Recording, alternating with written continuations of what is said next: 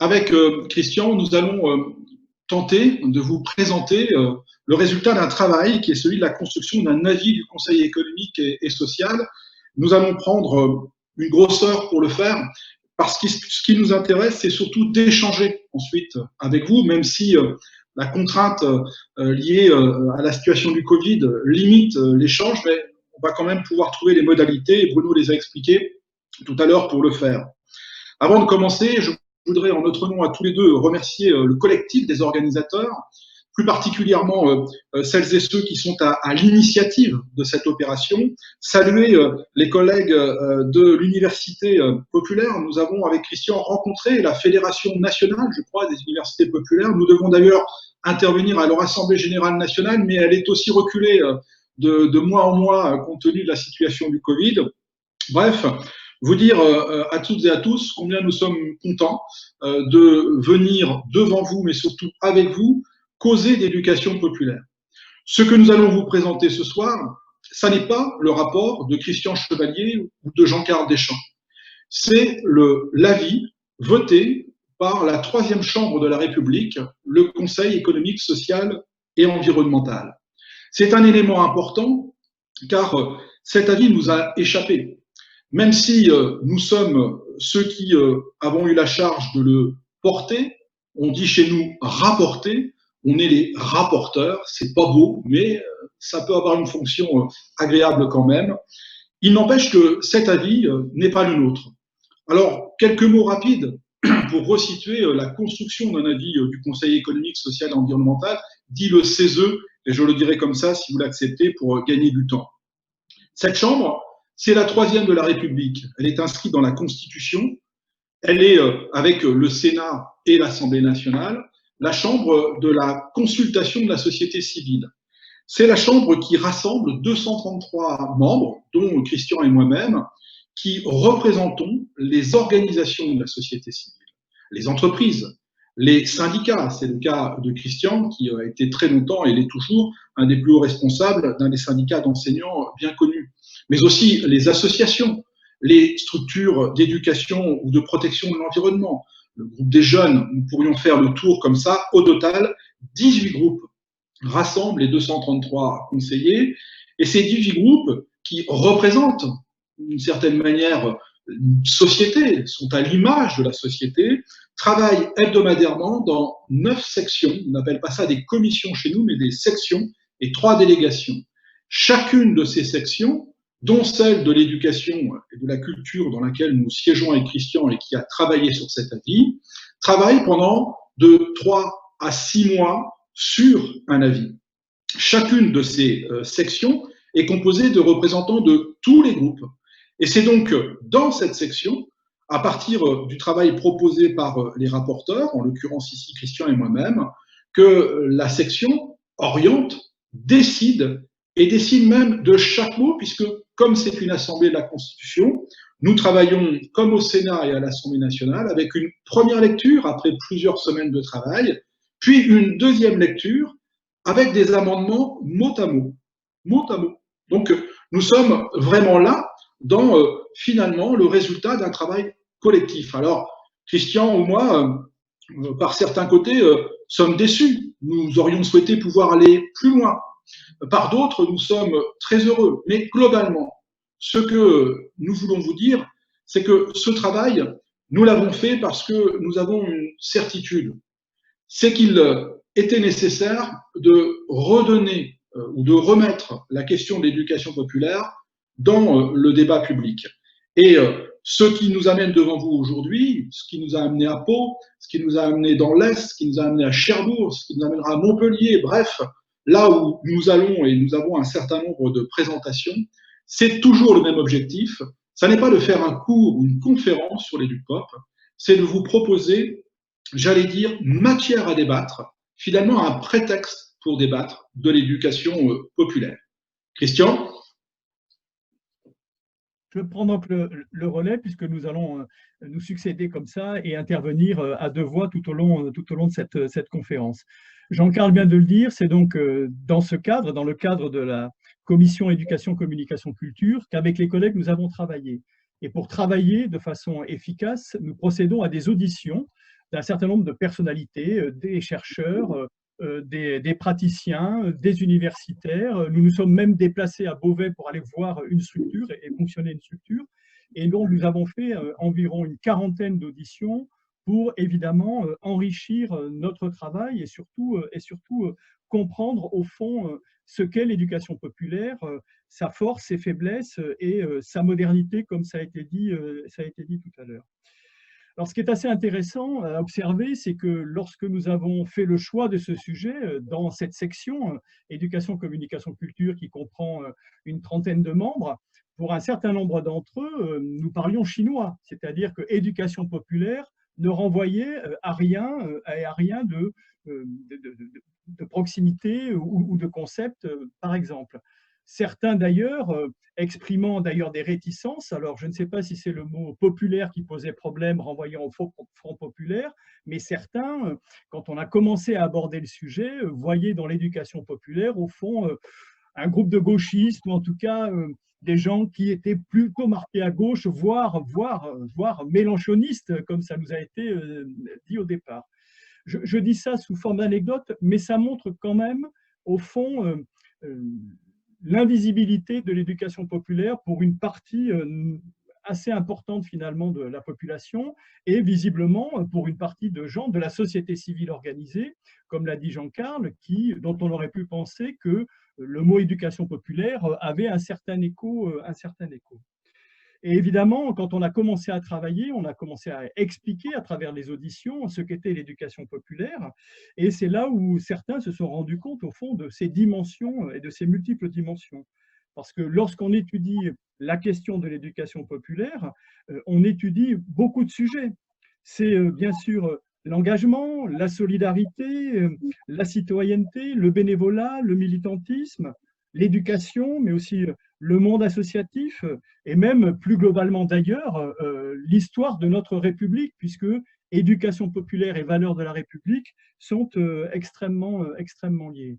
Et puis, à travers aussi cet avis et les auditions qu'on a pu faire, nos collègues se sont rendus compte que l'éducation populaire ne se limitait pas qu'au terme éducation. L'éducation populaire, ce sont des multiples structures, des grosses, des petites, à peu près maillant l'ensemble du territoire et puis qui accompagnent chaque jour dans ces territoires nos concitoyens sur aussi bien des domaines comme les loisirs, le sport, la culture, le champ éducatif bien sûr, le champ social, mais aussi les questions environnementales, les questions de pauvreté, les questions de logement, les questions de santé, et bien sûr, comme je l'ai dit, la citoyenneté et les droits humains. Et donc, l'éducation populaire, ils s'en sont rendus compte, s'inscrit au fond dans une conception de l'éducation que l'on appelait permanente, mais qu'on appelle aujourd'hui tout au long de la vie. Et donc, c'est bien cette éducation permanente tout au long de la vie. Et pourtant, je l'ai dit un petit peu tout à l'heure, l'image qu'avaient nos collègues, mais comme sans doute une partie de nos concitoyens, ignore au fond ce qu'est l'éducation populaire. Alors sans doute est-ce lié, et on l'a observé d'ailleurs à travers les auditions, en grande partie à l'humilité des acteurs de l'éducation populaire, qui sont majoritairement des bénévoles, et on a là une invisibilité.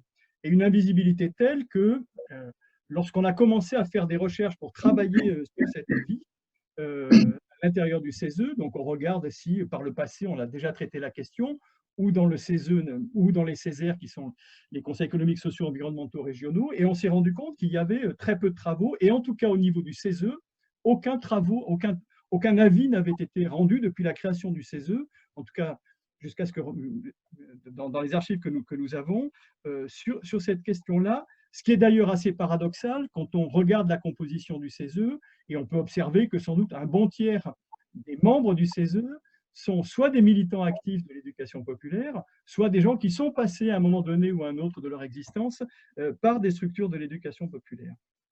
Et puis, quand on creuse un peu cette invisibilité de l'éducation populaire, elle est sans doute liée au fait que, et sa disparition finalement du discours public, elle est aussi sans doute liée au fait qu'elle est extrêmement diverse et que l'on a du mal à en avoir une définition qui soit une définition carré que l'on puisse mettre dans une boîte, ce qu'on a pu d'ailleurs observer lors de quelques rencontres que nous avons eues après le vote de cet avis. J'ai en tête une discussion que nous avons eue avec une conseillère à Matignon qui avait du mal à saisir effectivement qu'on n'ait pas une définition arrêtée de l'éducation populaire. Et effectivement, on le voit, de par son histoire, de par sa diversité, il est difficile de trouver une définition qui fasse l'unanimité au sein des acteurs de l'éducation populaire. Bon.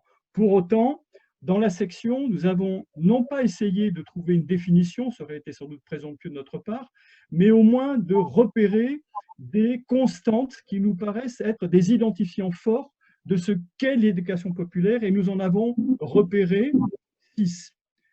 La première constante, c'est une constante évidemment historique et fort importante, c'est la finalité de l'éducation populaire, qui est une finalité de transformation sociale.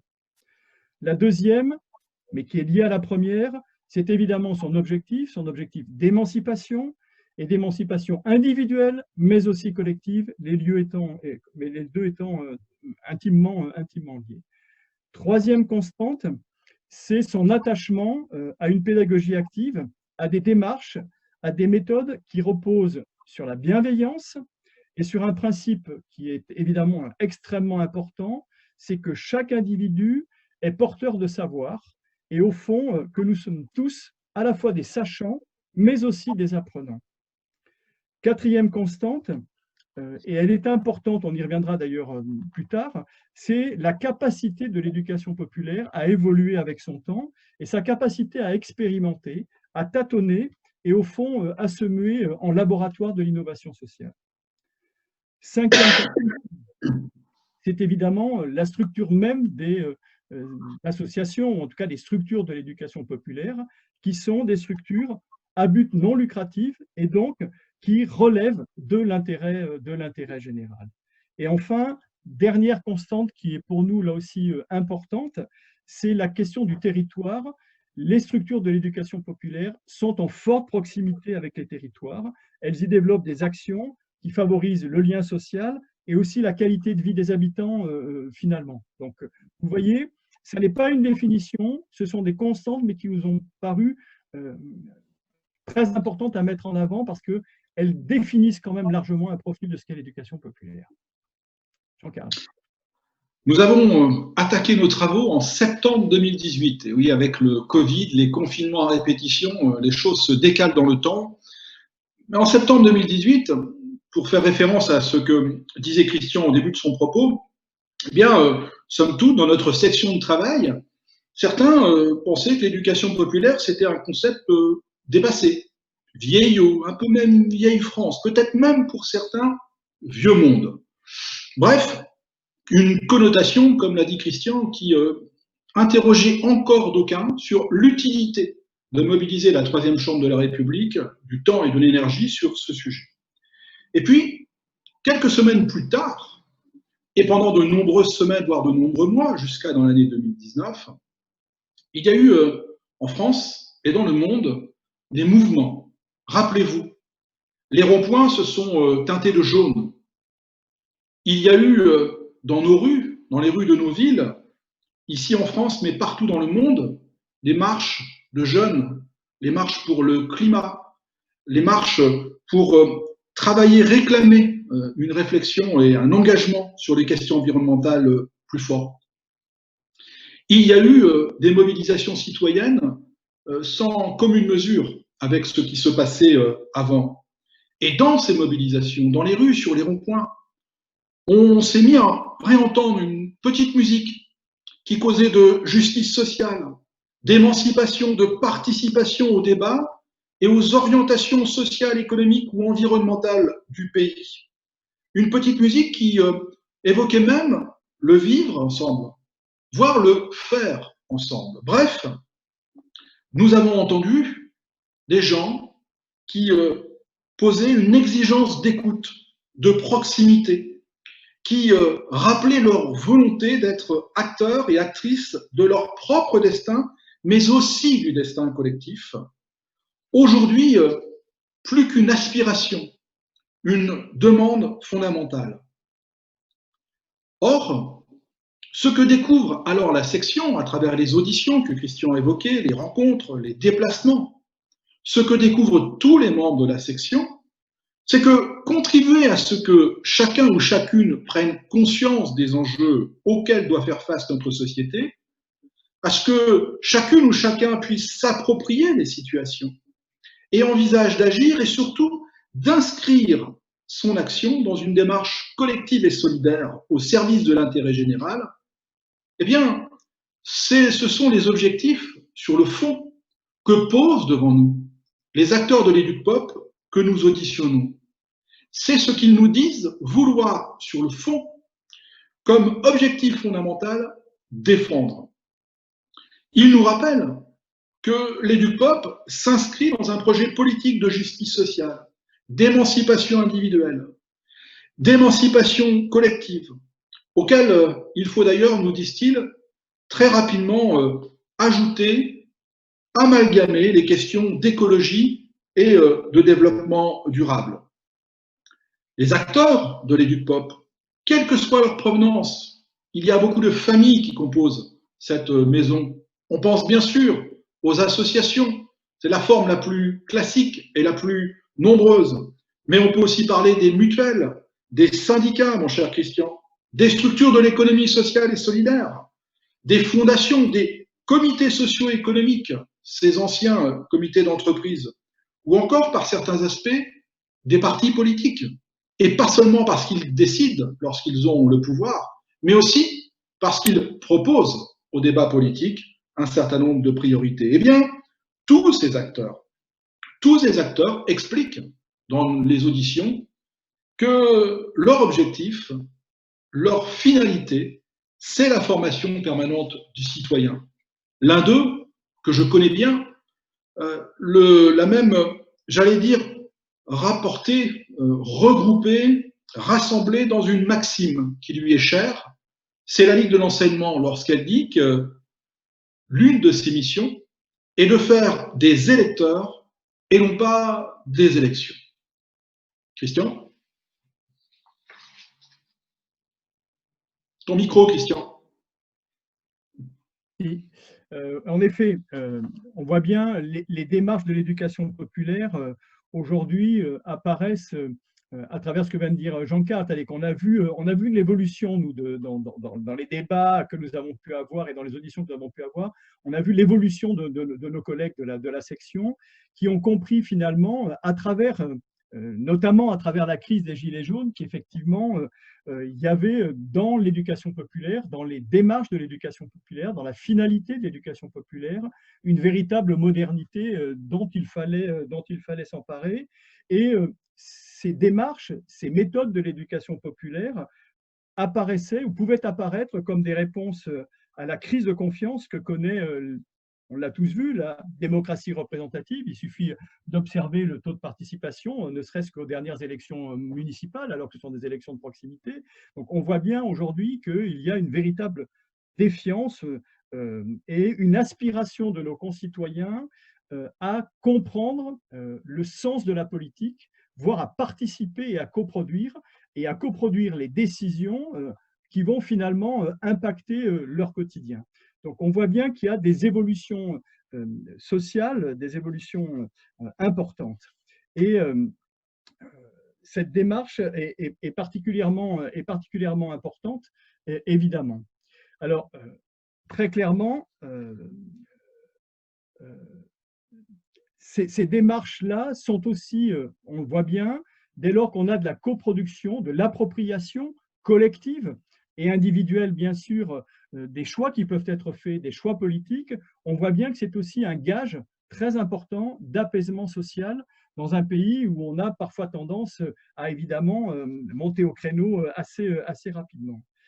Alors, très clairement, ce que nous disions et ce que nous disons dans cet avis, c'est qu'évidemment, les structures de l'éducation populaire qui maillent le territoire aujourd'hui, qui continuent à mailler le territoire, malgré les difficultés, sont absolument utiles, mais plus qu'utiles, elles sont indispensables parce qu'elles créent à la fois du lien social et, comme d'autres organisations, comme les syndicats par exemple, sont aussi des amortisseurs sociaux extrêmement utiles, extrêmement importants. C'est d'autant plus indispensable que car chacun sait que si l'on devait s'en remettre au seul pouvoir public, aux seules actions conduites par les pouvoirs publics, ou a fortiori d'ailleurs au seul marché finalement, eh bien, notre société serait évidemment bancale et les inégalités sociales déjà importantes dans notre pays n'en seraient qu'accrues. Donc, cette multitude de structures, ce foisonnement, cette inventivité, ne l'oublions pas, de l'éducation populaire, qui sait s'adapter, j'ai évoqué tout à l'heure la question de l'innovation sociale, qui sait s'adapter aux évolutions du monde, même si ça n'est pas toujours simple pour un certain nombre de structures, est quelque chose qui est effectivement très important. Mais dans le même temps, on a vu aussi, à travers ces auditions, des évolutions apparaître dans l'éducation populaire, et notamment, aujourd'hui, beaucoup de structures, une grande majorité des structures que nous avons auditionnées, se vivent comme finalement des prestataires de services qui sous-traitent, au fond, un certain nombre de sujets que l'État ne sait pas traiter ou ne veut pas traiter, notamment dans les domaines sociaux, avec une conséquence forte, c'est qu'évidemment, ils ne sont pas… à partir du moment où vous sous-traitez, vous rentrez dans un projet qui n'est pas le vôtre. C'est un projet qui est imposé via des appels d'offres, on y reviendra, et donc qui bride très largement les initiatives que pourraient avoir les associations d'éducation populaire, puisque de fait, elles répondent de plus en plus et majoritairement à des commandes des pouvoirs publics. Pouvoirs publics d'ailleurs qui, s'ils reconnaissent les actions des structures de l'éducation populaire, sont assez frileux, voire absents, lorsqu'il s'agit d'en faire la promotion, d'en faire la publicité et de montrer combien, évidemment, les structures de l'éducation populaire sont utiles et nécessaires à notre société.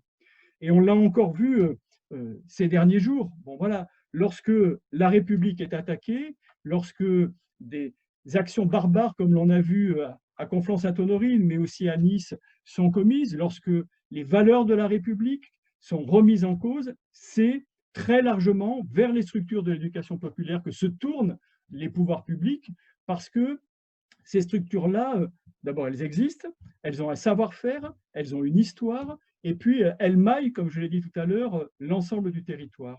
Et là encore, ce qui serait bien, c'est qu'on fasse appel à l'éducation populaire, pas uniquement quand ça va mal, mais aussi qu'on en fasse la promotion.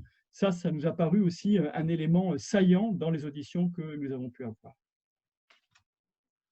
L'innovation sociale, Christian l'a évoqué tout de suite, c'est un terme qui revient beaucoup. Et finalement, ce que découvre notre section au fur et à mesure des auditions, c'est que l'EduPop, c'est peut-être le premier labo d'innovation sociale ou sociétale dont notre pays s'est doté. Un labo qui a créé beaucoup, énormément, dans le social, dans le sociétal aussi. Quelques exemples. Rappelons-nous, qui a innové et a su créer, par exemple, les premières bibliothèques pour accompagner l'école et même précédemment à l'école? Ce sont les acteurs de l'éducation populaire. Qui, dans un autre domaine, beaucoup plus tard, a su innover, créer quelque chose qui était au départ un objet de valorisation de la culture française et est devenu aujourd'hui en plus un objet de valorisation d'une des principales économies culturelles en France, le cinéma. Qui a créé le Festival de Cannes? Ce sont des acteurs de l'éducation populaire. Qui, dans le domaine du tourisme, à transformer le droit au congé payé conquis par les salariés dans la rue dans les années 36 en droit aux vacances, c'est-à-dire en droit à la découverte, par la création notamment de villages de vacances pour y accueillir des familles.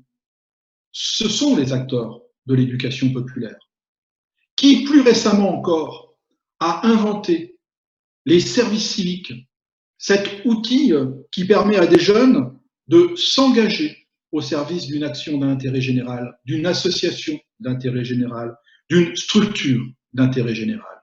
Ce sont les acteurs de l'éducation populaire. Oui, l'EduPop est un laboratoire d'innovation sociale et sociétale indéniablement. Et le CESE le note. C'est un élément constitutif même de ce qu'est l'EduPop et de ce qu'elle démontre dans les faits à travers les décennies, mais encore aujourd'hui. Mais pas un laboratoire propre, là où tout serait en blouse blanche, où tout le monde serait en blouse blanche et qui ne dérangerait pas la société. Non, c'est un laboratoire agitateur d'idées, un laboratoire qui peut secouer la France, les idées, les approches, bousculer les modes de vie, bousculer les conventions sociales ou les projets politiques. Ainsi, par exemple, lorsque le planning familial se bat avec d'autres pour obtenir, dans le domaine de la contraception et de l'avortement, les droits qui aboutiront aux lois Neuwirth puis Veil, il bouscule. Ça n'est pas consensuel comme combat. Comme plus tard, lorsque Aide ou Act Up, dans les années 80, 90 et encore aujourd'hui, se battront pour faire reconnaître le droit des malades, mais au-delà du droit des malades, se battront pour faire reconnaître un plus grand droit à la visibilité des personnes LGBT. Et c'est leur action à cela, aussi structure d'EduPop. C'est leur action qui a permis de faire accélérer la recherche, c'est vrai, mais c'est aussi elle qui aura conduit à faire évoluer la société pour arriver au Pacs, puis au mariage pour tous. L'EduPop, encore aujourd'hui, est aux avant-gardes. Alors certes, les journaux n'en font pas leur une, mais qui aujourd'hui défend le droit au logement? Qui aujourd'hui défend le droit d'accueillir dignement ou d'être accueilli dignement lorsque on a dû quitter son pays et migrer vers des endroits où on peut peut-être survivre? Ce sont les acteurs de l'éducation populaire qui sont à la tête ou la tête de proue de ce type de combat. Pourtant, si l'EduPop est un labo d'innovation, si elle est utile à la société, elle ne rencontre pas moins aujourd'hui un certain nombre de problèmes, et de gros problèmes. En tout cas, les structures d'EduPop rencontrent de gros problèmes. Le premier d'entre eux sont des difficultés économiques. Et ces difficultés sont largement liées au désengagement des pouvoirs publics, Christian pointait tout à l'heure, le manque de volontarisme de beaucoup des gouvernements et des collectivités de porter l'EduPop, alors que par ailleurs, elles les accompagnent pour faire le boulot de terrain. Le désengagement des pouvoirs publics, il est patent. Un chiffre ou deux pour le matérialiser. En 2017, la part de subventions publiques ne représentait plus que 20% des ressources associatives en France, alors qu'elle s'élevait à 34% en 2005, 12 ans plus tôt. C'est l'un des symboles de ce désengagement des pouvoirs publics en termes de niveau de financement. Mais il s'accompagne aussi avec une évolution culturelle des pouvoirs publics sur la manière d'appréhender la gestion même de l'argent public. Christian y a fait référence. Je veux ici pointer ce que nous disent les acteurs de l'EduPop pendant ces auditions. La question des appels à projets, mais surtout des appels d'offres, est une catastrophe, car cette approche purement libérale met en concurrence des associations, des mutuelles, des fondations, dont l'objectif n'est pas d'être concurrentes les unes des autres, mais de répondre à des besoins de société, d'innover en apportant de nouveaux services. Ces appels d'offres déplacent le curseur de l'initiative. La subvention, c'est à l'initiative du demandeur. L'appel d'offres, c'est à l'initiative de la collectivité ou de l'État, donc du financeur. Cet ensemble, nous disent-ils, fragilise économiquement les structures et surtout bride l'innovation, l'initiative et l'inventivité. Ils nous disent aussi très clairement, les acteurs de l'EducPop, que sur le fond, et je le dis très tranquillement, il ne peut pas y avoir de réelle action d'éducation populaire sans qu'elle ne soit soutenue par de réelles politiques publiques. Et ils ajoutent que si l'intensité des secondes fléchit, alors l'impact des premières s'atténue, fragilisant à terme tout l'équilibre républicain. Les difficultés que rencontrent les acteurs de l'EducPop ne sont pas qu'extérieures, elles sont aussi dans leur propre façon de faire. Ils ont aussi leur propre responsabilité. Ainsi, la difficulté à se doter d'une image renouvelée, à dépasser ce goût donné, éducation populaire des années 50 ou 60. Ainsi, la difficulté à ne pas tomber dans l'ornière de l'institutionnalisation. Ainsi, la difficulté à s'emparer du numérique. Ou encore, la difficulté, et là c'est plus grave car c'est un problème de cohérence, à renouveler et à rendre plus paritaire la gouvernance de ces structures. Tout cela sont des éléments qui fragilisent l'EducPop et qui aujourd'hui sont apparus très clairement dans les auditions que nous avons réalisées. Christian ? Oui, alors on vient de faire ici un peu le descriptif à la fois de la genèse de ce travail collectif et puis dresser un peu un portrait de l'éducation populaire, force et faiblesse, si je peux résumer ça de cette façon. Et lorsqu'on a engagé ce travail commun avec Jean-Carl au nom du CESE et au nom de la section, on avait eu un parti pris au départ, c'est évidemment d'auditionner le maximum et d'aller puiser dans la réalité concrète un certain nombre évidemment d'idées, mais vous le savez, le rôle du CESE aussi, c'est de conseiller les pouvoirs publics à travers ce qu'on appelle des préconisations, c'est-à-dire qu'à l'issue d'un avis, nous faisons un certain nombre de préconisations au pouvoir public, limitées à 20. Donc, nous avons fait nos 20 préconisations en nous appuyant bien évidemment sur ce qui nous avait été dit par les collègues que nous avons pu auditionner. Alors évidemment, Jean-Carl l'a dit en préambule, le CESE, c'est une grande maison avec des sensibilités diverses, parfois opposées sur un certain nombre de sujets.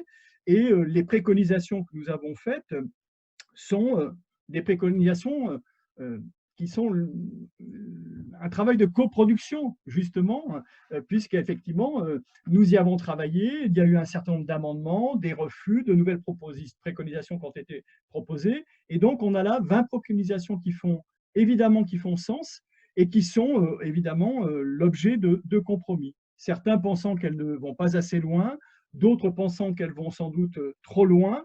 Bon, mais ça, c'est, j'allais dire, finalement, peut-être le prix de la démocratie.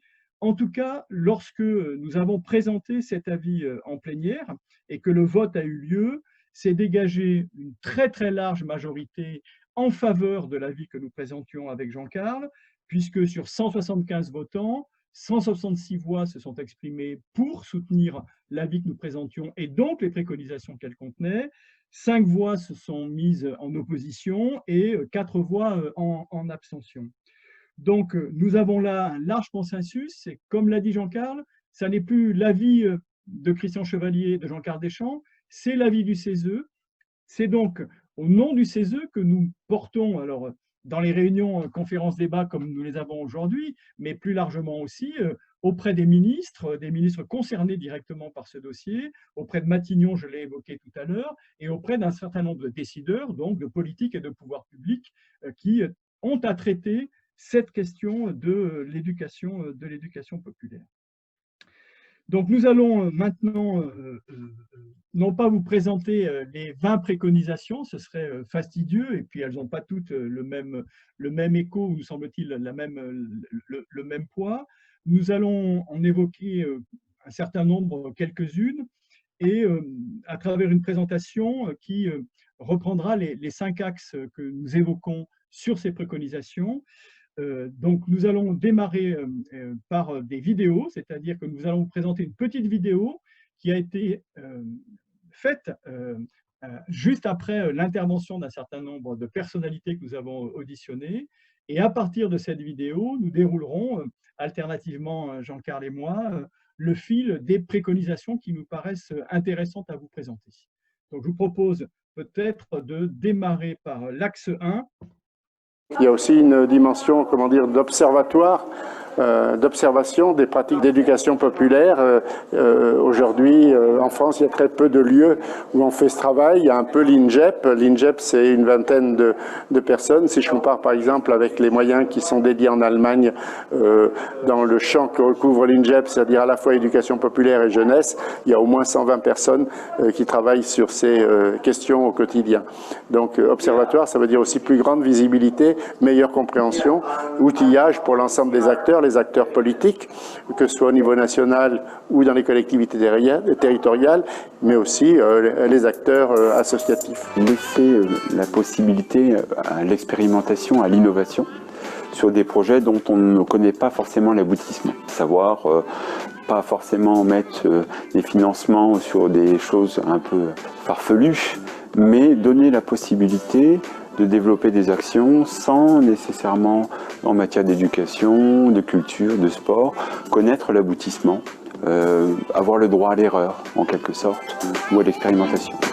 Dans notre pays, depuis plusieurs dizaines d'années, il y a une politique publique qui encourage l'éducation populaire, ou tout du moins, je devrais l'utiliser à l'imparfait, qui est encouragée, parce qu'elle a considérablement décru depuis quelques années, entre les figures qui ont été des personnages comme Jean Guéhenno, au sortir de la guerre par exemple, et puis plus particulièrement les politiques d'éducation populaire des années 80, où aujourd'hui on assiste incontestablement à une parole très brouillée de l'État en la matière. Heureusement, les collectivités territoriales ont repris parfois le relais, mais avec de profondes inégalités.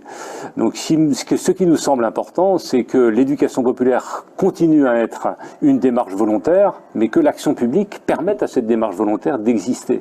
Il faut donc pour cela à la fois une politique, c'est-à-dire une parole politique, et puis évidemment aussi quelques moyens budgétaires pour les soutenir. Observer pour mieux appréhender la réalité des l'EducPop, ses évolutions, étudier pour mieux comprendre ce qu'elle est, les formes de ses actions, les besoins auxquels elle répond, leurs évolutions également, et surtout, quantifier et qualifier ses apports à la société sont autant d'enjeux auxquels il faut absolument répondre. C'est pourquoi la préconisation 3 du Conseil économique, social et environnemental propose un renforcement significatif des moyens donnés par l'État à l'Institut national de la jeunesse et de l'éducation populaire, plus connu sous le nom de l'INGEP, et dont l'une des missions est, entre autres, de jouer ce rôle d'observateur et d'évaluateur. Pour stimuler la créativité des acteurs de l'EducPop, et surtout pour partager les multiples innovations et en permettre l'essaimage, ce à quoi nous appelle Slimane Bouraya, qui nous a accueillis dans l'Oise, pour nous présenter une belle réalisation d'EducPop, la Maison de Terre. C'est ce que propose notre préconisation 4 par la création d'un fonds national de soutien à l'innovation et à l'expérimentation.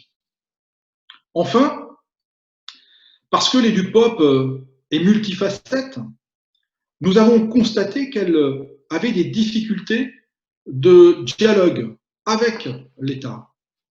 Aujourd'hui, aucun gouvernement ne reconnaît dans l'éducation populaire, cet objet aux formes aussi diverses et multiples, quelque chose qui rentrerait dans les cases habituelles d'un fonctionnement gouvernemental toujours construit en silo, où chaque ministère, chaque administration a ses propres politiques, ses propres codes.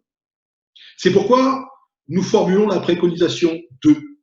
Elle n'est pas que symbolique, elle est très utilitaire aussi. Il s'agit de nommer de façon pérenne auprès du Premier ministre, le seul garant de l'ensemble des politiques d'un gouvernement, un ou une déléguée interministérielle à l'éducation populaire. Il s'agit donc d'avoir au gouvernement un interlocuteur politique pour qu'il puisse y avoir une appréhension globale de l'ensemble des acteurs et des actions de l'éducation populaire. Je vous propose que nous passions à l'axe 2. La fabrique d'initiatives citoyennes, c'est permettre aux habitants, quel que soit leur âge, de pouvoir participer, de proposer des actions sur le territoire du pays de Craponne. La première difficulté, quand on arrive sur un territoire, on était tout nouveau, nous, sur le territoire, c'est déjà que les gens prennent le temps de nous connaître. Et dans le monde rural, il faut du temps pour que les choses se mettent en place. Une fois que les habitants ont compris qu'ils étaient vraiment partenaires, qu'ils pouvaient mettre des choses en place, comme par exemple au niveau du périscolaire sur les écoles, quand les habitants bénévoles découvrent que c'est important pour eux comme pour les enfants qu'il y ait un échange entre eux sur, ça passe des fois à travers un faire ensemble, hein, mais que du coup il y a des liens qui se créent, et comme j'aime beaucoup le dire, sur la commune de Juliange ou celle de Roche-en-Régnier, ça a changé la mentalité. C'est-à-dire que les enfants, ils foncent sur quand ils les voient dans la rue, sur les personnes bénévoles, et ils leur disent « tu vas bien ?»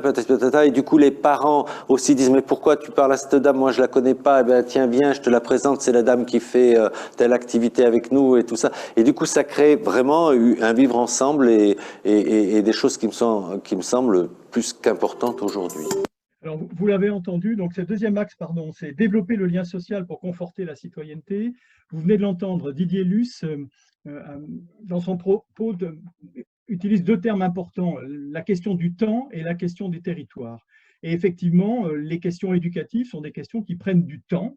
Évidemment, l'éducation est quelque chose qui prend du temps et qui doit s'inscrire dans la durée. Et donc, dans la préconisation numéro 9 que nous faisons, nous proposons nous souhaitons qu'on arrête enfin avec ces politiques du stop and go, où on lance une initiative, on la mène pendant 3 ans, on la finance pendant 3 ans, et puis ensuite on dit aux acteurs, débrouillez-vous, et souvent, faute de financement, les initiatives, comme évidemment la fabrique d'initiatives citoyennes dont vient de nous parler Didier Luce, tombent à l'eau. Donc nous, on a proposé, dans la préconisation 9, que ces fabriques d'initiatives citoyennes soient pérennisées, parce qu'effectivement, on en a besoin, et notamment on en a besoin, mais comme il l'a très bien dit, dans les départements ruraux où cela a du sens.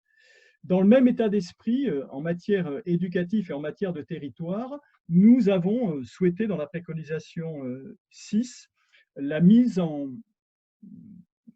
relance, pas la mise en plan, la relance finalement des PEDT, les projets éducatifs de territoire.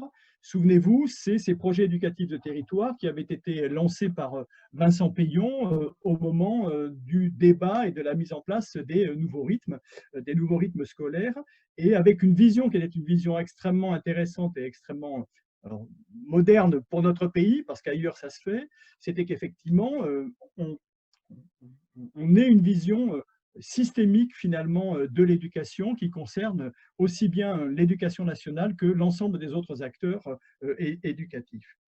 Et puis, autre préconisation qui nous paraissait une préconisation extrêmement importante pour conforter la citoyenneté, c'est évidemment aussi la relance de quelque chose qui est délaissé par notre société depuis de nombreuses années, c'est-à-dire les séjours collectifs de mineurs avec hébergement, qu'on connaît mieux sous le nom de colonies de vacances ou de classes de découverte, qui sont évidemment quelque chose d'important.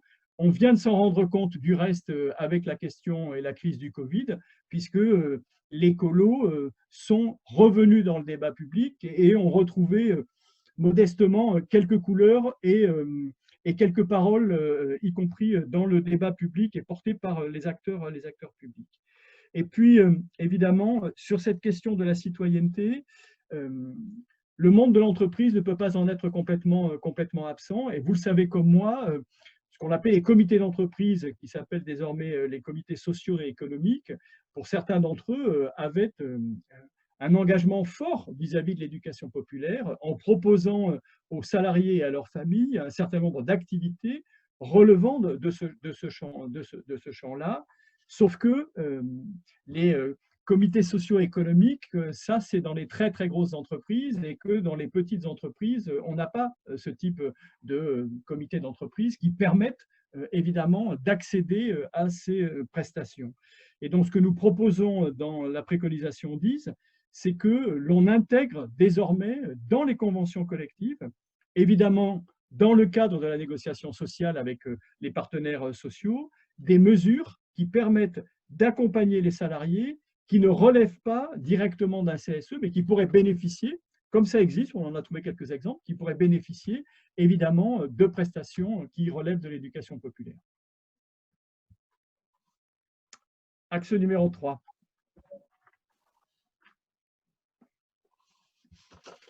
La dernière chose, je pense que c'est principalement comment les personnes elles viennent se financer, enfin le financement de l'éducation populaire, c'est problématique puisque du coup l'idée c'est pas de rentrer dans de la dépendance, et aujourd'hui on voit très bien que c'est compliqué d'avoir une éducation populaire libre puisque aujourd'hui elle est soumise aux bons souhaits de ceux qui donnent les sous, et du coup de projets qui plaisent ou qui ne plaisent pas et qui sont du coup jugés plus ou moins utiles, et du coup c'est là toute la problématique de juger quelque chose d'utile alors qu'elle est fondamentale et de ce fait aussi incontrôlable. Puisque le but c'est pas de faire de l'éducation populaire comme l'État le voudrait, mais aussi une éducation populaire qui va venir contredire des choses, venir re-questionner des systèmes, et elle est là l'importance de cet avenir de l'éducation populaire, quoi. Pour permettre aux éducateurs de l'action populaire de continuer à être une force de proposition et d'innovation, il faut leur laisser le pouvoir d'initiative. Cet axe 3, que nous avons intitulé « Sécuriser le modèle économique », nous renvoie à cette problématique. Aujourd'hui, j'y ai fait référence tout à l'heure, le dogme qui domine le financement public des structures de l'EduCOOP et notamment des associations, c'est celui du marché. Or, je l'évoquais tout à l'heure, il y a une différence fondamentale entre le marché et la subvention, c'est l'initiative, l'origine de l'initiative. Je le répète, dans le cas de la subvention, l'initiative, c'est celle de la structure qui lance le projet et qu'une collectivité ou l'État va accompagner par un financement pour qu'il se réalise au service du plus grand nombre. Alors que l'initiative du marché public est celle de la collectivité, de l'État ou de la structure publique. Et c'est celle d'une collectivité ou d'un État qui va choisir des prestataires en charge de réaliser des actions précises, très codifiées. C'est pourquoi nous pensons qu'il est absolument nécessaire de revaloriser la question de la subvention, de sortir d'une approche dogmatique, et c'est le sens de la préconisation numéro 11 qui propose de favoriser pour les financements publics le recours à la CPO, c'est-à-dire la convention pluriannuelle d'objectifs, avec les structures de l'EduPOP qui seront retenues. Mais au-delà des financements, les acteurs de l'éducation populaire, pour pouvoir agir, ont aussi besoin d'un environnement juridique et fiscal stable. C'est particulièrement vrai dans une période où une période actuelle, un contexte actuel où les réformes sont multiples, où chaque réforme pousse une autre. Et c'est d'autant plus utile et important que les structures d'EduPOP relèvent de cadres fiscaux qui peuvent être différents. Christian évoquait les séjours collectifs de mineurs tout à l'heure. Eh bien, les comités d'entreprise, aujourd'hui comités socio-économiques, CSE, tous les ans, depuis plusieurs années, font face à chaque débat sur les lois de finances, à une proposition portée en général par des élus de la majorité, ça n'a pas raté l'an dernier, qui vise à, le terme n'est pas adapté, à socialiser l'intervention des comités d'entreprise, plus exactement, à soumettre aux charges sociales l'ensemble des interventions des comités d'entreprise. Lorsqu'on sait que l'État s'est totalement ou quasiment retiré du financement des colos, sauf depuis le Covid avec la mise en place des colos apprenantes. Lorsqu'on sait qu'aujourd'hui, le principal financeur des colos, c'est la CNAF ou les CAF, les collectivités locales et surtout les comités d'entreprise CSE aujourd'hui, on voit bien quels peuvent être les dégâts d'une proposition de loi comme celle-ci. C'est pour cela que l'une de nos propositions, la 13, propose que dans ce contexte, le cadre fiscal spécifique aux organisations d'EducPop soit sécurisé et maintenu. Nous passons au 4e axe, former et reconnaître les compétences. Et si Maxime le peut, on lance la 4e vidéo, qui est l'avant-dernière. Le Conseil national des employeurs d'avenir est un syndicat professionnel qui rassemble 56 000, qui intervient sur 4 branches professionnelles. Ces 4 branches professionnelles étant celles de l'animation, du sport, du tourisme social et familial et des foyers de jeunes travailleurs. Ces 4 branches, c'est 56 000 entreprises et 350 000 salariés. Deuxième problématique, c'est celle de la formation. L'éducation populaire est un champ un peu particulier puisque finalement, il n'existe pas dans le système de formation français de filière de formation en formation initiale pour l'éducation populaire. Donc on a recours à de la formation continue, on a recours à des diplômes qui sont du champ de la jeunesse et des sports, et d'une certaine manière il faudrait reconnaître l'éducation populaire définitivement en créant une filière de formation initiale et en installant celle-ci au sein de l'éducation nationale. Le premier, c'est celui de la qualification des acteurs de l'éducation populaire, c'est-à-dire de leur formation professionnelle et qui passe, je pense, par une meilleure prise en compte des acquis de l'expérience, de la validation des acquis de l'expérience, qui est un aspect, mais aussi qui passe par la mise en place peut-être d'une filière complète en termes d'éducation formelle et qui commence notamment dès le bac professionnel. Je pense qu'on pourrait très bien imaginer la mise en place de formation dans le cadre des lycées professionnels dédiés à l'éducation populaire, mais ça va jusque la filière doit être renforcée à tous les niveaux, y compris par exemple au niveau de l'université où on devrait faire une place plus grande aux travaux de recherche aussi autour des questions d'éducation populaire. Oui, alors l'éducation populaire, alors vous le savez mieux que moi sans doute, ne repose que sur la volonté et la capacité des femmes et des hommes qui la font, à la fois d'imaginer, de conceptualiser, de créer des dynamiques humaines et évidemment de gérer des actions qui les concrétisent, le tout dans un environnement que l'on voit de plus en plus complexe.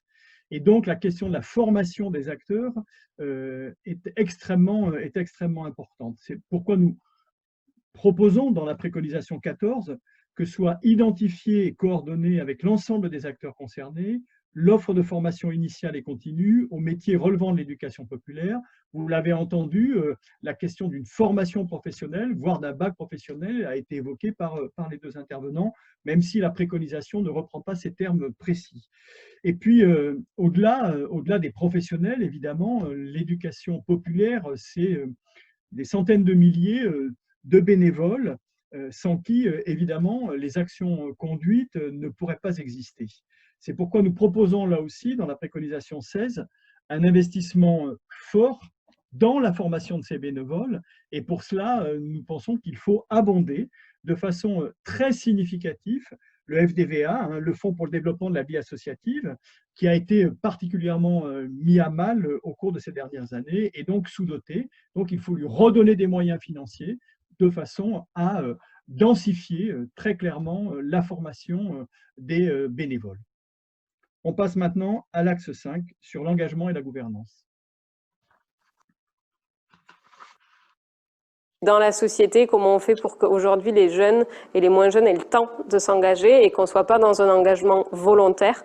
Et c'est pour ça qu'on s'opposera notamment au service national universel, puisque pour nous, l'engagement dans l'éducation populaire, il se doit volontaire et bénévole.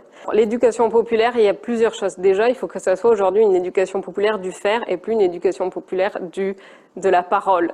Et pour ça, nous, on veut que les structures qui se disent d'éducation populaire s'engagent à plusieurs choses. Déjà, à la rotation des mandats, qui pour nous semble indispensable, au fait que ce soient des activités qui soient faites par et pour le public. Pouvoir consacrer du temps à s'engager au service de l'intérêt général, à tous les âges de la vie, est une demande forte des citoyens, des habitants de notre pays, et qui se heurte à une gestion de plus en plus complexe des temps de vie entre les rythmes de vie familiale impactés par les multiples contraintes, les temps de déplacement de plus en plus longs, les rythmes de vie professionnels de plus en plus fractionnés, sans même parler du télétravail qui s'ajoute à cela, et nous le savons dans cette période particulière. Il reste de moins en moins de place pour s'inscrire dans un collectif et agir bénévolement. Pourtant, en France, il y a de plus en plus de bénévoles et de gens qui veulent s'engager. Cette situation, c'est un des facteurs, pas le seul, mais un des facteurs qui explique les difficultés de nombreuses organisations des LUPOP à renouveler leur conseil d'administration, à renouveler leurs bureaux, leurs instances de gouvernance. Dans ce domaine, chaque avancée, aussi petite soit-elle, est donc de notre point de vue utile. C'est pourquoi le Conseil a mis en place la préconisation numéro 18. Elle demande à ce que soient engagées de réelles actions, enfin, pour faire connaître les articles 10 et 43 d'une loi que tous les participants ce soir connaissent par cœur, qui s'appelle Égalité et citoyenneté. Que disent ces articles? Pour le premier, il permet à un salarié de bénéficier d'un droit à congé pour siéger dans le conseil d'administration ou dans l'organe d'administration d'une association. Pour le deuxième, il donne la possibilité à des jeunes de 16 ans d'assumer l'administration d'une association en toute légalité. Enfin, je l'ai évoqué, nous l'avons évoqué dans nos interventions, nous pensons que les acteurs de l'EDUPOP ne sont pas exempts de reproches sur la manière dont ils gèrent et construisent les choses. Ils ont leur propre part de responsabilité dans les difficultés de gouvernance et d'engagement dans les gouvernances que rencontrent leurs structures. La question de la gouvernance des organisations, du point de vue du Conseil, doit être réinterrogée. Les difficultés de renouvellement, d'accès aux responsabilités, notamment pour les plus jeunes, le manque de parité, sont autant d'indicateurs alarmants. Le Conseil pointe le fait qu'ils peuvent entraîner une forme de sclérose de la gouvernance et que cela alimenterait une sorte d'instrumentalisation préjudiciable à la mise en œuvre d'un projet d'éducation populaire. C'est pourquoi le Conseil a émis la préconisation numéro 20. Elle fait débat, mais nous l'assumons. Cette préconisation propose de limiter dans le temps le cumul des mandats des dirigeants des organisations d'éducation populaire, mais aussi de renforcer les mesures contenues dans la charte des engagements réciproques, permettant de favoriser la parité et l'accès des jeunes aux instances de gouvernance. Christian ? Oui, voilà. Nous arrivons maintenant à la conclusion de cette présentation avant de rentrer dans le cadre du débat. Donc, vous le voyez, un avis dense que nous avons essayé de résumer en quelques minutes, enfin un peu plus d'une heure maintenant. Un avis important et dont l'objectif n'était pas de redonner du lustre à quelque chose d'ancien, mais surtout de démontrer, d'abord de sortir de l'invisibilité l'éducation populaire. L'éducation populaire, je l'ai dit dans le début de mon propos tout à l'heure, est apparue comme invisible, peu connue, et donc de réhabiliter l'éducation populaire et de tenter de faire rentrer à nouveau ce mot éducation populaire dans le discours public, voilà, parce qu'il a disparu. Mais au-delà de l'invisibilité, c'est toute la modernité de l'éducation populaire, de ses démarches, de ses méthodes, de son engagement que nous avons voulu, avec Jean-Carl et désormais avec le CESE, démontrer. L'éducation populaire apparaît aujourd'hui véritablement comme un outil qui peut répondre à un certain nombre de préoccupations de nos concitoyens, la question de la démocratie participative est aujourd'hui posée, et l'éducation populaire dispose d'outils qui permettent justement de co-construire des projets, y compris des projets territoriaux, des projets politiques, des projets communs, pour que chacun se sente concerné finalement dans sa vie quotidienne. Et puis, l'éducation populaire, c'est aussi un moyen de faire société. Ça, c'est extrêmement important. Au moment où on parle d'archipélisation de notre société, de fragmentation de la société, où finalement les blocs sociaux, les communautés se rassemblent, se regroupent et ne se parlent pas entre elles. On le voit bien, cette question-là, sans parler de séparatisme, cette question-là est au cœur aujourd'hui des débats que nous devons avoir. La question de la citoyenneté est une question importante. Et à travers cet avis, c'est aussi cette question de la citoyenneté qui est posée. Pour résumer, on le voit bien, l'éducation populaire peut permettre de faire société. L'éducation populaire, c'est finalement le préventif, qui, chacun le sait, vaut mieux que le curatif, qui est toujours beaucoup plus complexe, beaucoup plus compliqué, et aussi beaucoup plus coûteux, que ce soit financièrement, mais aussi socialement. On le voit bien, c'est important, et c'est pour ça que je vais m'arrêter sur la préconisation 1. Ben voilà, on revient au début, qui est une préconisation importante pour nous et qui, je le dis ici, a fait l'unanimité lorsque nous en avons débattu au sein de la section du Conseil économique, social et environnemental. Et cette préconisation vise à combattre le morcellement de la société et ce sentiment d'abandon et de relégation de ses habitants, en engageant une réponse politique que l'on veut ambitieuse, puisqu'il s'agit de faire vivre sur tous les territoires, et tout particulièrement sur les territoires les plus fragiles, au moins ce que l'on appelle un équipement pluridisciplinaire, c'est-à-dire au fond un lieu de rencontre, de partage, de débat, de culture, en mobilisant pour cela les organisations d'éducation populaire qui sont sur ce territoire. Donc, vous l'avez compris, c'est un lieu de proximité, accessible à tous et au service du vivre ensemble et même du faire ensemble, qui apparaît aujourd'hui comme une revendication forte de beaucoup de nos concitoyens qui souhaitent être partie prenante au fond des choix qui sont faits et qui vont les concerner directement. Donc voilà pour conclure cette intervention. Merci de votre attention, même si c'est assez étrange d'ailleurs, nous parlions sans vous voir, mais en imaginant bien que vous étiez là. Merci parce que vous êtes très nombreux à être présents, 130. Je pense que c'est la plus belle audience que nous ayons faite avec Jean-Carl. Merci de votre attention, puis surtout maintenant, n'hésitez pas à entrer dans le débat. Merci.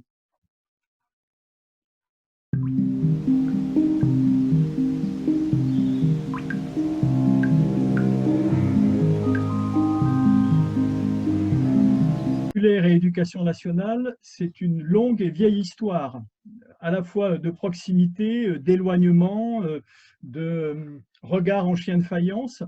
On le développe d'ailleurs, on ne l'a pas dit en préambule, mais on a aussi, ce qui est plutôt rare d'ailleurs au CESE, comme ce sujet n'avait jamais été abordé, on a aussi fait ce qu'on appelle un rapport, c'est-à-dire un document qui fait quasiment une centaine de pages avant la vie et qui retrace à la fois l'histoire et les enjeux de l'éducation populaire.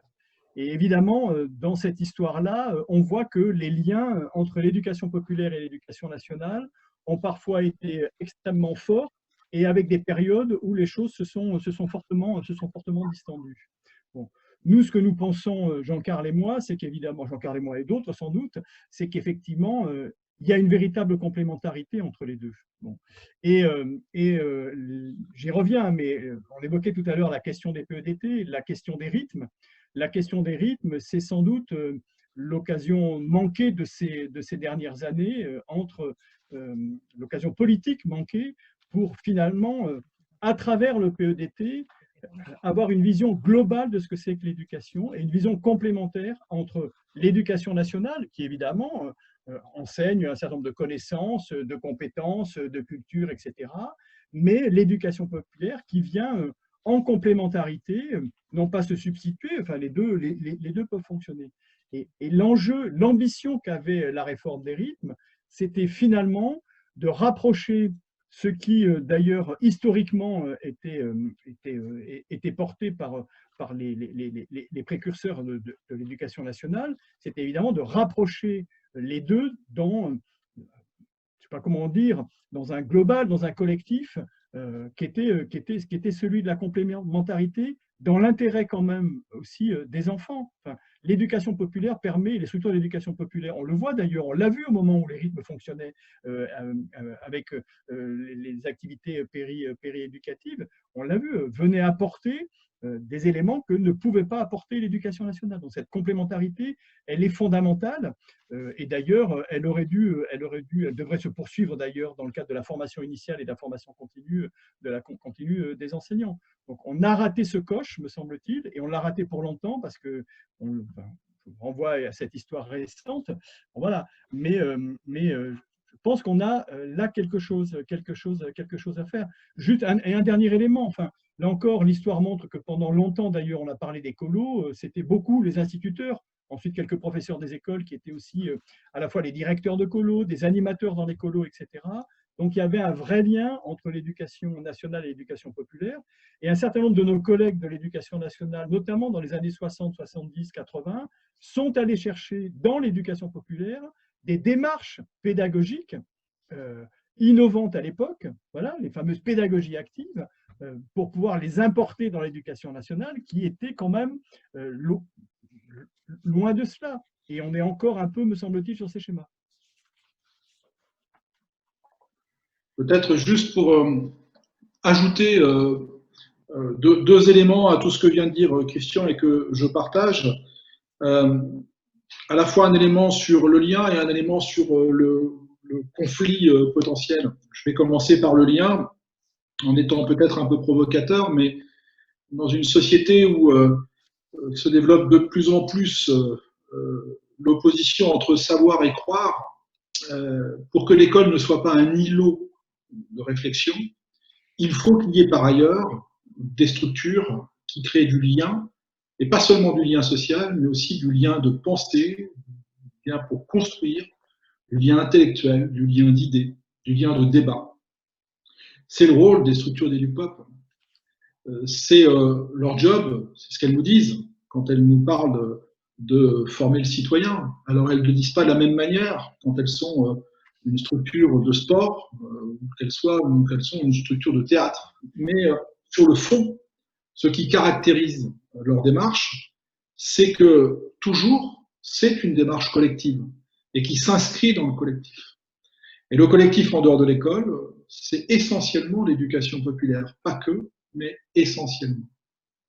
Quant au conflit, je pense qu'il faut que nous pointions les risques de scolarisation de l'approche et du temps de l'EduPop. C'est un grand débat.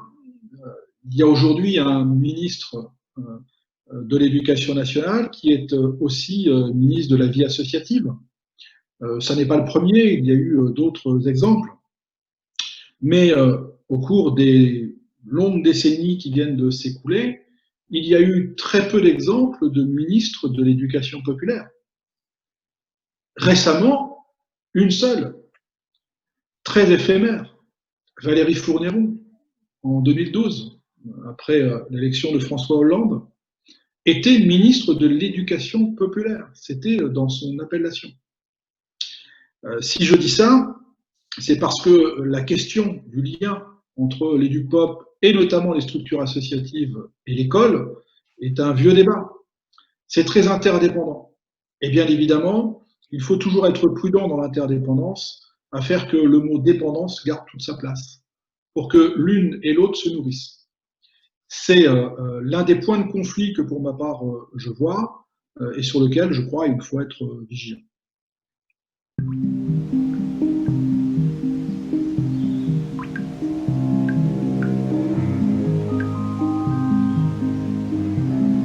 Très compliqué de répondre à cette question-là. D'abord parce que les pays où on a des structures de l'éducation populaire telles que nous les connaissons sont quand même assez peu nombreux en Europe.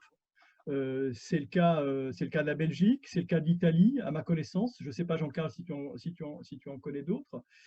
Et donc, on n'est pas sur les mêmes, complètement sur les mêmes registres. Bon, de même que un certain nombre de pays européens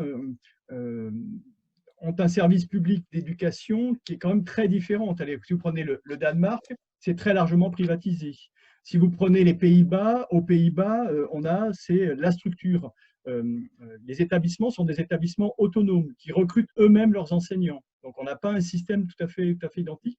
Donc, moi, je pense qu'on a une vraie particularité en France et pour le coup, une vraie richesse sur cette question-là de l'éducation populaire et de sa complémentarité ou de sa coproduction, enfin, je ne sais pas comment il faut l'appeler, c'est toujours compliqué de trouver les bons mots, mais avec l'éducation nationale. Donc, on a besoin de cette synergie et on en a d'autant plus besoin qu'on voit bien, enfin, la crise du Covid le montre d'ailleurs.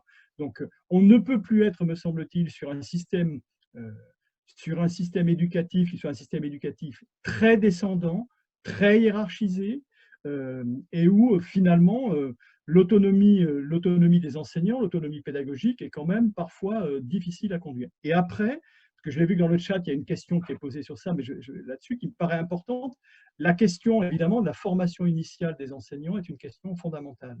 Et la nécessité que les acteurs de l'éducation populaire participent à la formation des enseignants est quelque chose d'extrêmement important. Je rappelle d'ailleurs que lorsque Vincent Peillon a créé les SP, dans les SP, l'objectif initial de Vincent Peillon, c'était bien qu'on y forme les enseignants, les personnels d'éducation, mais aussi les personnels de l'éducation populaire. C'est-à-dire qu'on rentrait dans quelque chose qui était quelque chose de très transversal, donc avec une vision, mais ce n'est pas étonnant de la part de Vincent Peillon, qui était une vision très systémique pour le coup de ce que c'est que l'éducation au sens très très large. Bon, évidemment, ça n'a pas abouti, et puis comme les SP ont été immédiatement détruits, transformés par les INSPE par Blanquer, voilà, et on est retourné à la case départ qu'on connaissait bien, c'est-à-dire que pour le moment, à quelques exceptions près, les structures de l'éducation populaire avec lesquelles les enseignants sont amenés de toute façon à travailler, parce que les collectivités territoriales le poussent aussi, parce que les PEDT ne sont pas complètement éteints, parce qu'ici ou là, il y a les cités éducatives aussi qui existent et qui rassemblent un certain nombre d'acteurs. Mais je pense qu'il y a effectivement là un vrai sujet.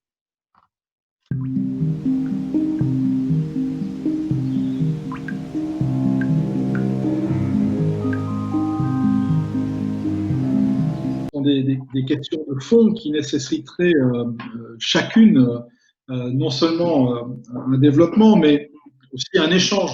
Je veux vous dire d'ailleurs, et ça n'est absolument pas un reproche, hein, mais je veux vous dire, et je pense que Christian doit avoir la même impression, notre frustration de ne pas pouvoir échanger.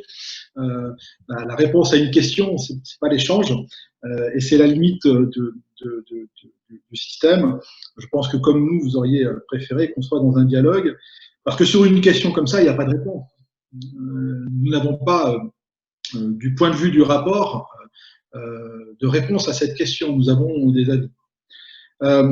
D'abord, je pense qu'il faut être prudent sur la manière dont on qualifie l'engagement des acteurs, des contemporains. Je ne suis pas certain que pour beaucoup, l'engagement professionnel se limite à 35 heures. Je pense qu'il y a aujourd'hui une difficulté relationnelle entre l'entreprise et la société, et que cette difficulté, liée aussi aux difficultés économiques et sociales que croise le pays, amène à des réactions qui peuvent à la fois être caricaturales, mais aussi beaucoup caricaturées. Je ne dis pas qu'il n'y a pas une problématique d'investissement. Cela ne veut pas dire, ou d'engagement, cela ne veut pas dire qu'il y a pour autant un manque de volonté de s'engager. Je répète un élément factuel. La France compte de plus en plus de bénévoles. On voit bien d'ailleurs que lorsqu'il y a des coups durs, le premier confinement, c'est la solidarité nationale qui fait tenir les choses. Ce sont des associations qui font tenir les choses. À la fois des structures caritatives qui distribuent à manger à ceux qui ne pouvaient plus se déplacer, jusqu'aux structures d'engagement peut-être moins formalisées, par exemple ces orchestres éphémères qui jouaient dans les cours des cités. Nous avons là l'exemple même de la volonté de s'engager, d'être utile aux autres. Et je pense, pour y compris en côtoyer 193 tous les jours ici dans la Manche, dans la structure que j'ai l'honneur de diriger, je pense qu'il y a beaucoup de salariés d'EducPop et des structures de l'EducPop qui ont envie de s'engager. Mais ils ne l'expriment pas de la même manière qu'avant. Leur engagement est peut-être moins lié à la structure qu'au projet. Et on peut rencontrer chez eux des gens extrêmement engagés, mais pas dans la structure pour laquelle ils travaillent. Extrêmement engagés à l'extérieur. Et cela doit nous questionner aussi sur la manière dont, historiquement, les structures, les grandes structures, je suis l'un des dirigeants de la Ligue de l'enseignement, j'assume ce que je dis dans ce domaine, ont aussi fabriqué leur propre cohorte de militants engagés. Et finalement, aujourd'hui, la recherche d'une plus grande porosité entre les mondes que sont ceux qui forment l'éducation populaire. Être animateur dans un accueil de loisirs, certes, peut se caractériser par 35 heures d'engagement professionnel, mais cache peut-être une vingtaine d'heures d'engagement dans une troupe de théâtre, un club de foot, ou avec Mona Lisa pour aller accompagner les personnes âgées les plus isolées. Donc, c'est tout cela qu'il faut regarder, je crois, et objectivement, aujourd'hui, je ne crois pas que nous puissions dire qu'il y ait moins d'engagement, au contraire. Je pense que nous devons dire que l'engagement est qualifié différemment et qu'il nous faut être capable de le susciter, de l'accompagner et d'accepter que nous ayons à gérer un turnover plus important de gens engagés au service d'une même structure.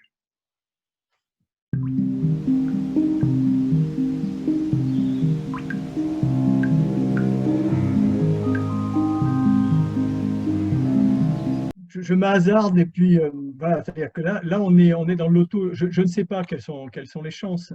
Je pense que les auditions qu'on a pu avoir, que ce soit à Matignon, chez Blanquer, à l'Élysée, pour porter notre rapport, etc., montrent qu'il y a un sacré boulot. C'est-à-dire qu'avant que l'argent ne ruisselle, si je peux reprendre cette expression, sur les structures de l'éducation populaire, il faut, me semble-t-il, et là il y a un travail collectif à conduire.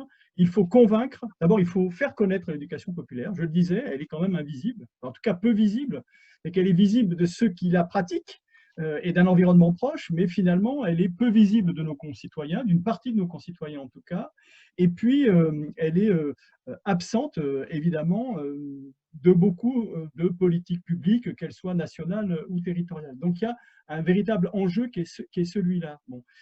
Et à partir du moment où on aura collectivement réussi à démontrer, alors au-delà des phénomènes évidemment que l'on a connus, où il faut se mobiliser, il faut mobiliser ceux qui portent les valeurs de la République, et donc on fait appel, on l'a dit tout à l'heure, aux associations d'éducation populaire.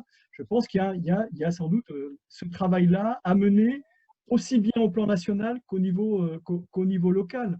Enfin, Jean-Carl le disait, c'est-à-dire que c'est quand même symptomatique de voir que, en gros, depuis les débuts de la Ve République, on n'a quasiment jamais eu de ministre ayant l'intitulé éducation populaire dans son portefeuille. Bon. Mais regardez au niveau local, dans vos municipalités, dans vos conseils départementaux, dans vos conseils régionaux. Bon. C'est exceptionnel. Alors, j'ai vu que à Marseille, il y a désormais une adjointe dont le mandat est bien celui de traiter exclusivement la question de l'éducation populaire. J'ai vu que sur Poitiers, la nouvelle municipalité à Poitiers, qui est une municipalité rajeunie, vous avez dû le voir comme moi, est très largement inspiré de l'éducation populaire parce qu'un certain nombre d'élus, et dont la maire, sont passés par l'éducation populaire. Mais ce n'est pas parce qu'on a 2-3 phénomènes qui sont un peu visibles que… Voilà. Mais je pense que ce travail-là, qui est un travail de plaidoyer finalement à conduire auprès de nos interlocuteurs, est un travail extrêmement important. Et de mon point de vue, il est indispensable à conduire au regard des crises que nous connaissons. Il y a la crise sanitaire, mais on voit bien que la crise environnementale interroge, pose des questions. Et derrière aussi, c'est aussi un projet de société qui est porté. Un projet de société solidaire, citoyenne, engagée, qui pense, qui réfléchit, qui conteste, qui débat. Et ça, c'est bien normal. Peut-être juste pour ajouter, en écoutant la question, quelles sont nos chances finalement d'être entendus, ça me faisait penser à cette petite phrase que je paraphrase, hein, quelles sont les chances de survie de la poule enfermée avec ses congénères dans un poulailler où un renard vient de rentrer?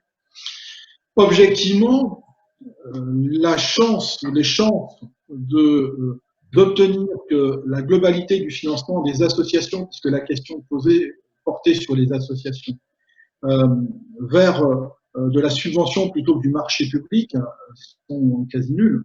Mais ça n'est pas notre objectif.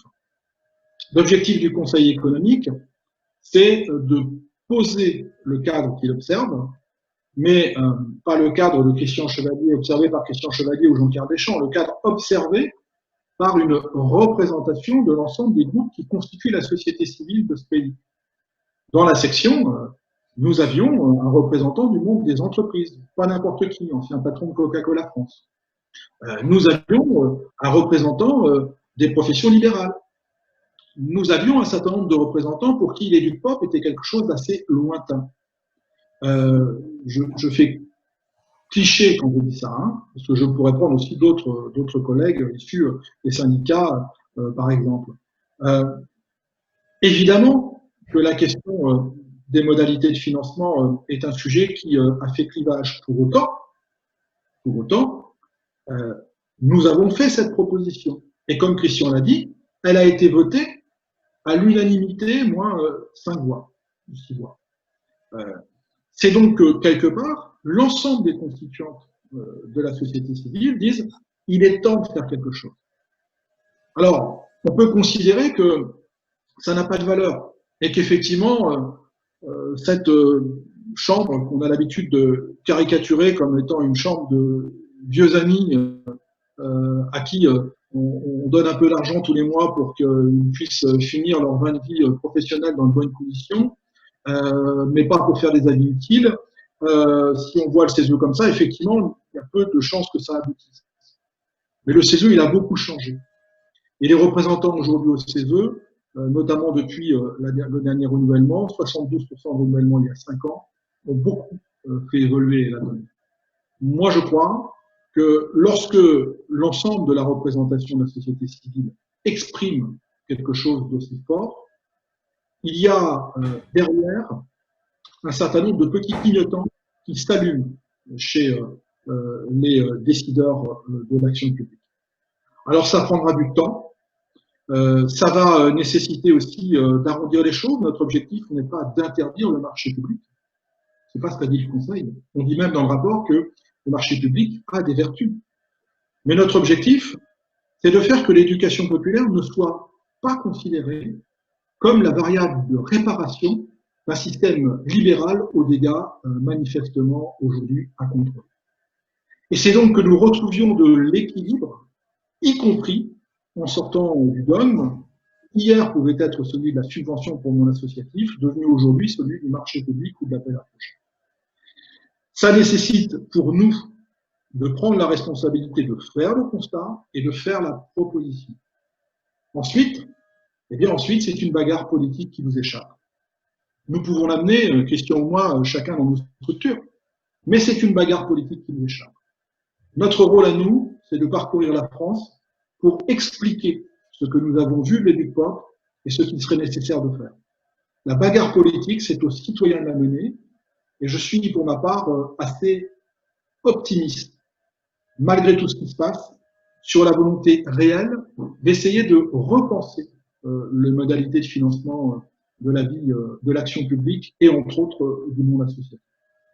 Je ne sais pas si on aura à la CP ou à la subvention, mais je pense que par contre, on pourra contribuer à faire bouger les lignes. Et c'est déjà pas mal.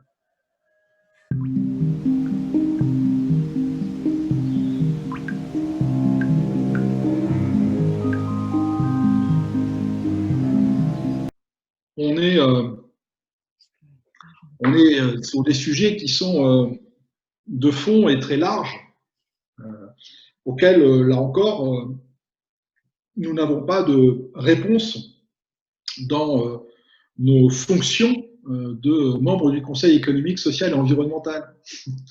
Et donc, on peut vous donner plus un avis, mais qui va aussi s'apparenter à un avis personnel, et ce qui est regrettable, c'est qu'on ne puisse pas le confronter avec d'autres avis qui ont autant de valeur parmi les 130 personnes ou 40 personnes qui participent ce soir.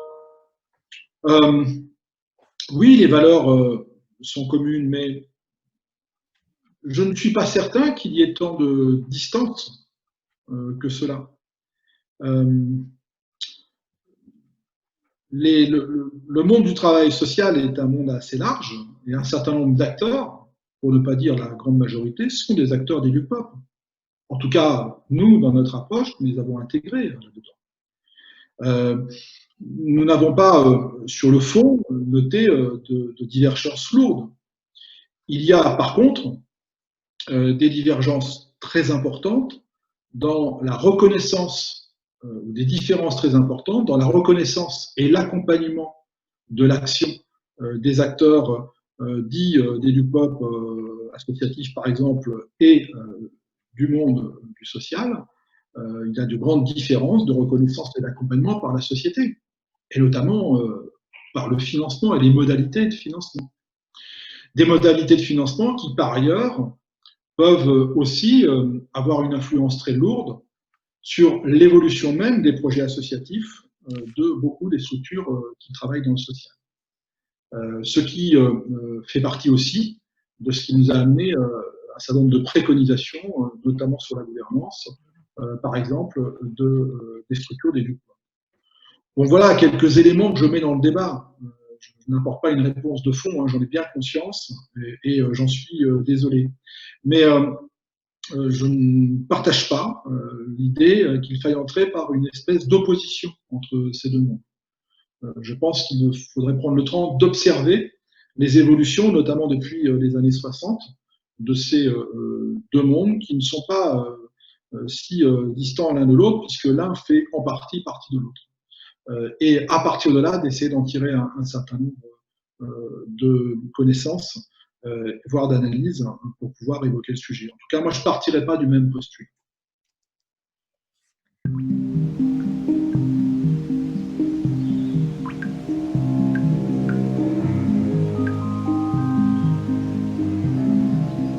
Est-ce que les LUPOP s'inscrivent dans l'économie sociale et solidaire? Forcément oui. Est-ce que tous les acteurs de l'éducation populaire ont poursuivi un objectif de développement d'une forme d'économie qui est celle de l'ESS? Je n'en suis pas certain. Reprenons l'exemple des associations. Aujourd'hui, la grande majorité des associations en France ne sont pas des associations employeuses. Elles n'ont pas d'objectif de développement de l'activité économique et même de développement territorial. En tout cas, elles n'en ont pas conscience. Leur problématique est ailleurs. Ça ne veut pas dire qu'elles sont contre, ça veut dire qu'elles ne se reconnaissent pas spontanément dans une démarche qui est celle de l'ESS, qui est de proposer un autre modèle économique, une alternative au modèle économique actuel.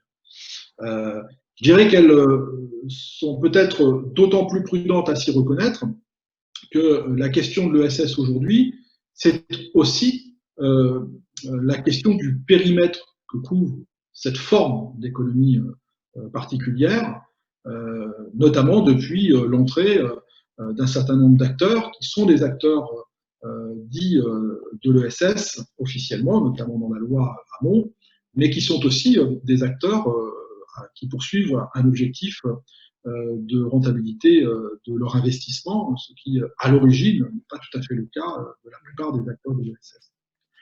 Donc oui, les acteurs de l'EduPop, notamment associatifs, mais aussi les autres, font partie de l'économie sociale et solidaire. Je ne pense pas que ce soit pour tous l'un des objectifs principaux à poursuivre, mais c'est une réalité. Je voudrais dire que nous avons dans notre rapport et dans notre avis fait référence à l'ESS, parce que les acteurs de l'ESS, si on inverse la question, sont des acteurs de l'EduPop. Et donc, pour nous, effectivement, il y a un lien fort.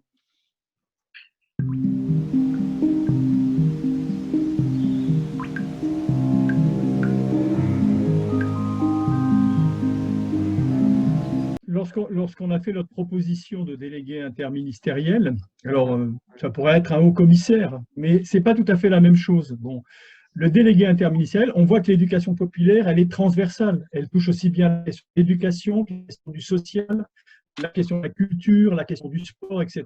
Donc, que l'on mette tout ça en cohérence à travers un délégué interministériel, nous pensons, et le CESE pense aujourd'hui, que ça a véritablement du sens parce que ça permet de coordonner. Alors, un secrétaire d'État, c'est encore mieux, parce que là, pour le coup, c'est une nomination politique, alors qu'un délégué interministériel, c'est plus une nomination administrative, si je peux dire les choses comme ça. En tout cas, du point de vue du poids politique, voilà, un délégué interministériel a moins de poids politique que peut l'avoir un secrétaire d'État.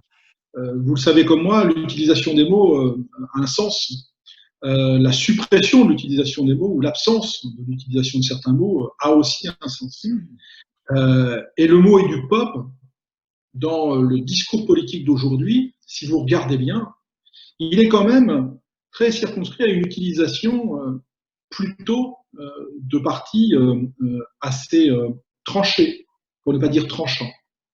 Pour faire court, lorsque vous regardez, y compris les programmes aux élections nationales, eh bien, somme toute, ceux qui aujourd'hui revendiquent encore quelques éléments là-dessus, je ne parle de forme, pas forcément de fond, et je ne juge pas du contenu des propositions, ni de la forme de proposition d'autres partis politiques, mais c'est plutôt le Front National et la France Insoumise. Nous avons une absence de réappropriation du mot EduPop, et derrière, souvent, ça marque une absence de conceptualisation. Ce débat, nous l'avons eu avec un ami personnel de Christian, qui est le ministre actuel de l'Éducation nationale, Monsieur Blanquer, qui nous a branché là-dessus. Je le dis parce que il y a eu un débat entre Christian et lui très intéressant, et rien n'a été cédé d'une part ou de l'autre, mais le ministre a convenu effectivement qu'il y avait un problème. Et il a convenu, puisque nous avons eu la chance, si j'ose dire, d'auditionner un certain nombre de hauts personnages lors de nos travaux, et en l'occurrence, nous avons pu auditionner, et on le remercie, le ministre de l'Éducation nationale, qui nous a ensuite reçus pour qu'on lui remette le rapport officiellement, en présence de son délégué à la jeunesse, notamment, et de son secrétaire d'État de l'époque. Et donc, nous avons eu un dialogue d'une heure à peu près, à quelques-uns, et c'est un sujet important, et le ministre Blanquer s'est engagé, donc nous étions au moment du vote du rapport, ça devait être en septembre l'an dernier, je crois à peu près, puisqu'on a dû lui remettre vers le mois de septembre, s'est engagé à contribuer à requalifier les termes éducation populaire dans le discours politique, et il s'est engagé à réutiliser ces termes dans son propre discours, puisqu'il est ministre de la vie associative. Je vous avoue que je ne fais pas partie de ceux qui écoutent toutes les déclarations politiques en permanence. Je ne sais pas s'il l'a fait. Objectivement, nous avons au Conseil économique un service qui s'occupe de déclencher un petit signal rouge lorsque le mot éducation populaire est contenu dans des articles, des déclarations, enfin bref. Je ne crois pas, sauf à ce que Christian me contredise, que j'ai vu beaucoup de déclarations du ministre Blanquer ayant repris ce terme. Alors je le dis un peu longuement, excuse-moi Bruno, mais j'insiste là-dessus. Je pense vraiment que dans la société actuelle, encore plus qu'avant, la question de la communication, qui ne dit pas son nom, est très importante. On sait bien qu'elle fait des ravages. Il suffit d'ailleurs de regarder ce qui est en train de peut-être se passer malheureusement outre-Atlantique.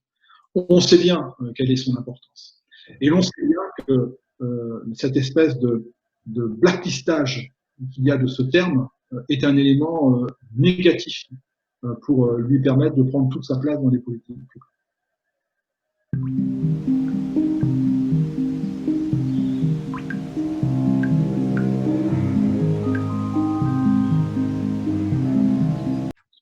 Alors, si je pousse la question, on évoque là la situation actuelle, et soyons clairs, on évoque là l'utilisation de financement destiné à des associations et utilisé par des associations culturelles radicales, c'est ça?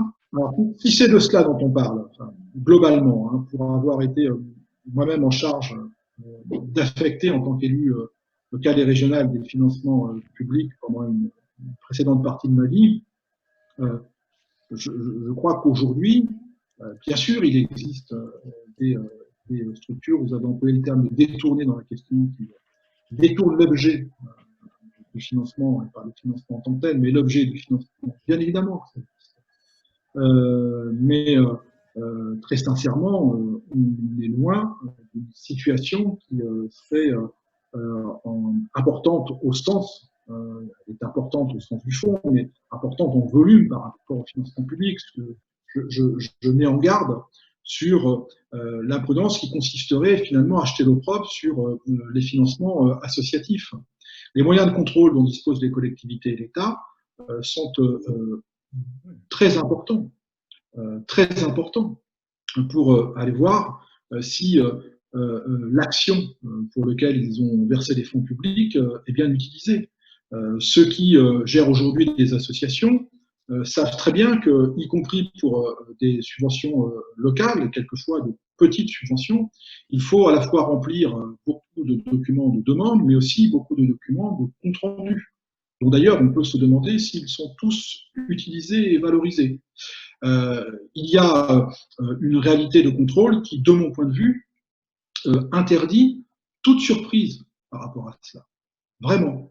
Je pense que nous sommes là dans une structuration du financement public qui dispose de tous les moyens pour garantir que l'action pour laquelle les fonds ont été versés a bien été engagée. Une fois que j'ai dit ça, je voudrais m'empresser de dire que j'aimerais que l'argent versé aux entreprises soit contrôlé de la même manière. J'aimerais que l'argent donné en défiscalisation ou en diminution des charges sociales pour créer des emplois soit contrôlé avec la même exigence que celle des 1000 ou 2000 euros donnés au club de foot de Saint-Pierre-les-Ponts qui accueille tous les mercredis une trentaine de marins. Sur le fond, j'insiste là-dessus, parce qu'il y a là une manière aussi de détourner une réalité. Je pense que ce pays, malgré qu'il soit en crise, affecte un des moyens et décide d'affecter des moyens, et derrière, là encore, utilise la pression de la communication et des mots pour laisser penser un certain nombre de choses qui ne sont pas, de mon point de vue, des choses véritables. Et en l'occurrence, sur la question du financement associatif, puisque ce sont surtout les associations qui sont financées par l'argent public, les fondations le sont peu, le sont pour certaines, les fondations d'action. Il y a aussi beaucoup de financement de fondations, de financement et d'accompagnement. Les mutuelles ne le sont quasiment plus, les coopératives ne le sont pas. Donc c'est bien du monde associatif dont on parle. Et objectivement, je pense que là-dessus, le monde associatif n'a pas à rougir ou à craindre le contrôle ou à rougir sur ce qu'il ferait de l'argent public.